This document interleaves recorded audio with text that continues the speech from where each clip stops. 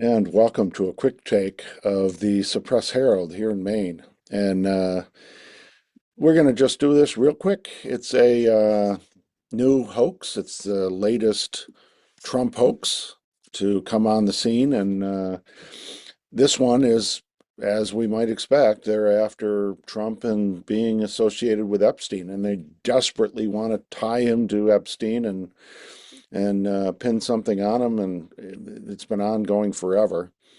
And the latest is already blown up. It's a matter of days, and they've released all these Epstein files and people going through them.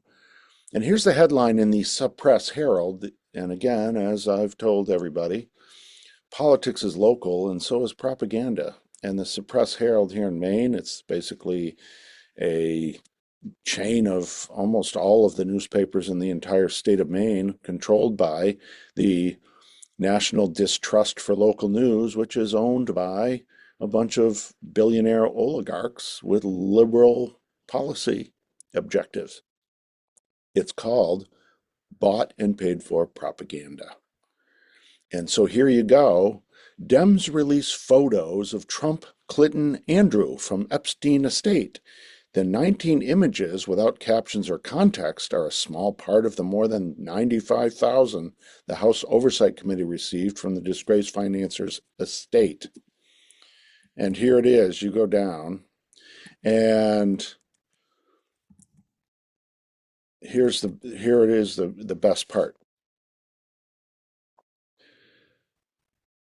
The photos were released without captions or context and included a black and white image of Trump alongside 6 women whose faces were blacked out by the Democrats, not by the Justice Department, by the Democrats. So here's Trump with 6 women with their faces blacked out.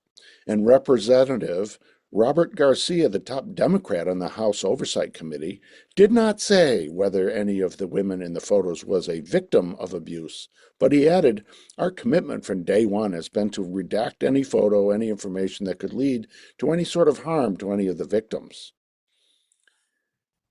What this is putting something out there, can't prove a negative now, can you? So we're going to make this accusation that those were victims and underage girls, and Trump was with them.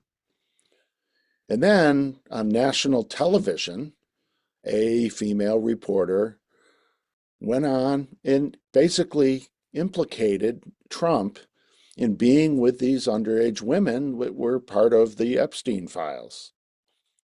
The only problem is there's a very good explanation and actual detailed, you know, description of what that picture is. That is Trump with 6 women at Mar-a-Lago who were promoting suntan lotion, and they're all adults. And it was just a promotional photo for a promotional event selling suntan lotion in Florida. And now this is going to blow up on them again. But you know what? The headline's out there. This is what propaganda does. All people are going to remember as they read the headline that Trump was tied to Epstein. They are desperate to try and tie anything around his neck. And it ends up being blowing up, but the people that read the headline oftentimes don't read the redaction, the correction, and the reality is this paper will not ever mention it again. It's called, in Rush Limbaugh's old parlance, the drive-by media. Do a drive-by, boom, boom, boom, boom, boom, fire off a bunch of shots and move on down the road and look for the next target. Never held accountable, but I believe the news, I don't know which one, ABC, NBC, whatever it is, that reporter is going to be held accountable for implying that those were underage girls with Trump when a little bit of homework would have proven otherwise. And that is why they keep getting sued and Trump keeps winning. His irresponsible propaganda lies, and it is despicable. But it is all they've got. They are so desperate and have such serious Trump derangement syndrome, they can't help themselves. So here we go again.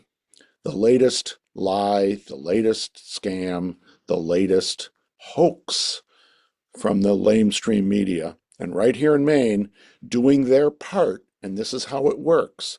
Somebody puts it out there and then they pick it up and run with it locally, regionally, nationally, TV, online. It'll be all over social media, and then even in your local lying propaganda sheet called the Suppress Herald. And that's how they do it. That's how it works in this world of propaganda. And right here in Maine, it's called the Suppress Herald.